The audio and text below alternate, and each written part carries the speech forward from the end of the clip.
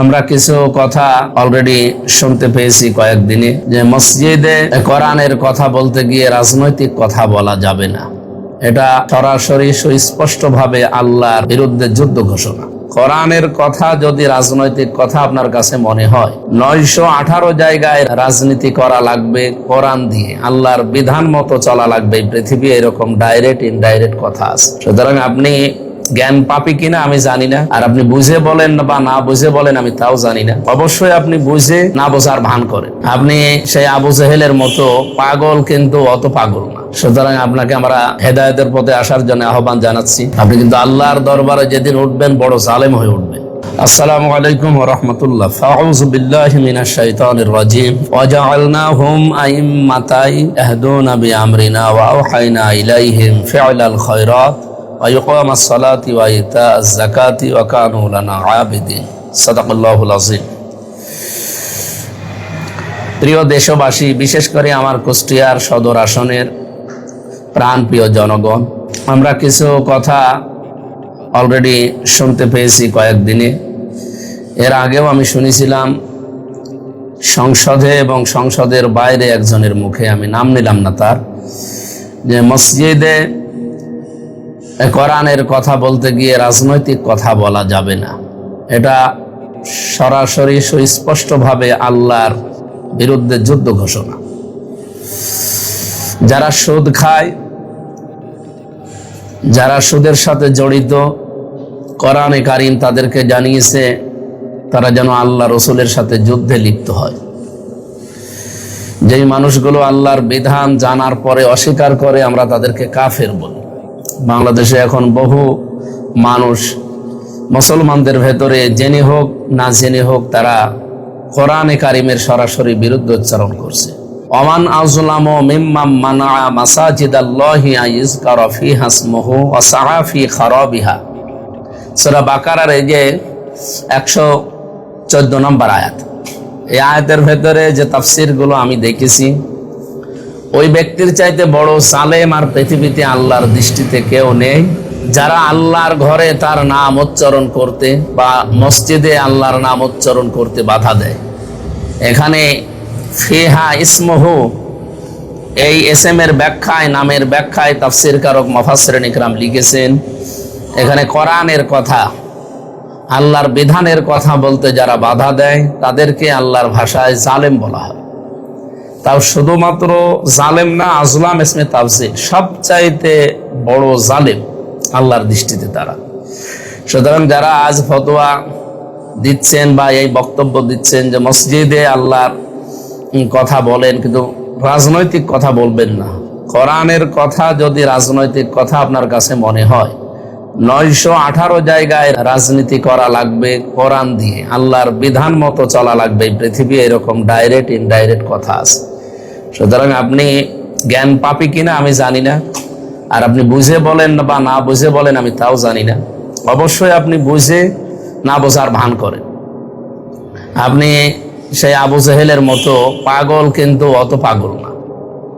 সুতরাং আপনাকে আমরা হেদায়েতের পথে আসার জন্য আহ্বান জানাচ্ছি। আপনি কিন্তু আল্লাহর দরবারে যেদিন উঠবেন বড় জালেম হয়ে উঠবেন। কুষ্টিয়া সহ আমার এই আসন সহ বিভিন্ন জায়গায় যারা কথা তুলেছেন যে যারা রাজনীতি করে, যে সমস্ত ইমামেরা, তাদেরকে মসজিদে ইমামতি করতে দেওয়া হবে না। অথচ মসজিদের ইমাম শুধুমাত্র মসজিদের ইমাম না, তারা সমাজের ইমাম, তারা দেশের ইমাম। কোরআনে কারীমের সূরা আম্বিয়ার এই 73 নম্বর আয়াত, ওয়া জাআলনাহুম আইম্মাতান ইয়াহদুনা বিআমরিনা, আমি আল্লাহ তাদেরকে বানিয়েছি আইম্মাতান, নেতৃবৃন্দ বা নেতা, ইয়াহদুনা, তারা পথ প্রদর্শন করত, বিআমরিনা, আমাদের নির্দেশ অনুসারে। সুতরাং জনগণকে তারা পরিবার যেমন শেখাবে, সমাজ যেমন শেখাবে, রাজনীতি শেখাবে, অর্থনীতি শেখাবে, সংস্কৃতি শেখাবে, ধর্ম শেখাবে, সবগুলো আল্লাহর নির্দেশ মতো তারা কাজ করবে। তারা সমাজের নেতা, সমাজের ইমাম মানেই তো নেতা আমরা জানি। ওয়াও হায়না, এবং তারা, আমরা ওহী করেছিলাম ইলাইহিম, তাদের প্রতি, ফি'লাল খায়রাত, তারা যেন ভালো ভালো কাজের আঞ্জাম দেয়। ওয়াইকামাস সালাতি, তারা নামাজ কায়েমের কথা বলবে। ওয়াইতাজ যাকাত, এবং তারা যাকাত প্রদান করত বা করবে।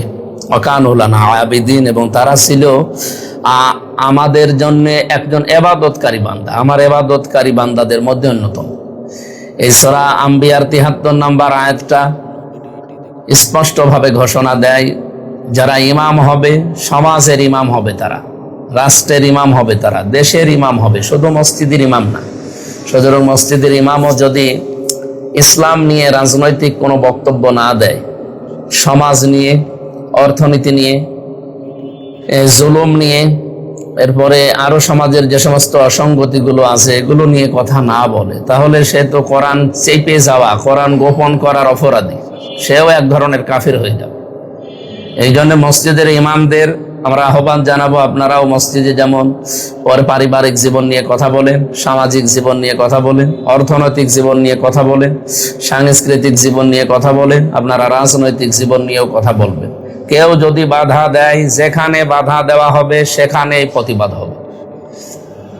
এই দেশে আমরা ভেসে আসি না, কোরআন শরীফ হাদিস শরীফ আপনাদেরকে বোঝায়, যতটুকু আমরা বুঝি জানি ততটুকু আপনাদেরকে বোঝানোর জন্য চেষ্টা করি। আহ্বান জানাবো, এরকম ভুল পথে কেউ পা বাড়াবেন না। আমার আসনের ভেতরে কোনো মসজিদের ইমামকে নিয়ে কেউ যদি এরকম কথা বলে এবং কেউ যদি এই কাজে লিপ্ত হয় যে সে রাজনৈতিক কারণে তার ইমামতি করা যাবে না, মসজিদের ইমামরা নামাজ পড়াবে না, আপনারা নামাজ পড়িয়ে নিন। আর এরকম কথা বলার দুঃসাহস যা দেখিয়েছেন তাকে জাতির সামনে ক্ষমা চাইতে হবে, আল্লাহর কাছেও ক্ষমা চাইতে হবে। এত বড় কঠিন কথা আপনি বলেছেন, সুতরাং আপনাদেরকে আমরা ভালোবাসি।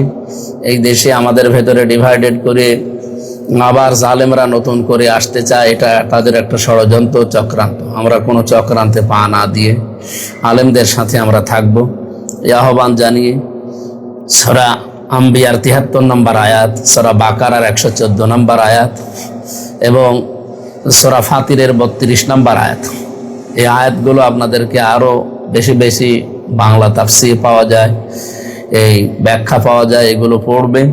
আলেমদের ব্যাপারে কথা বলতে হলে, ইমামদের ব্যাপারে কথা বলতে হলে হুঁশিয়ারি হয়ে কথা বলবে। সবাইকে ধন্যবাদ জানিয়ে মসজিদের ইমামদের জন্য দোয়া করে দোয়া চেয়ে শেষ করছে। আমিন। আসসালামু আলাইকুম ওয়া রাহমাতুল্লাহ।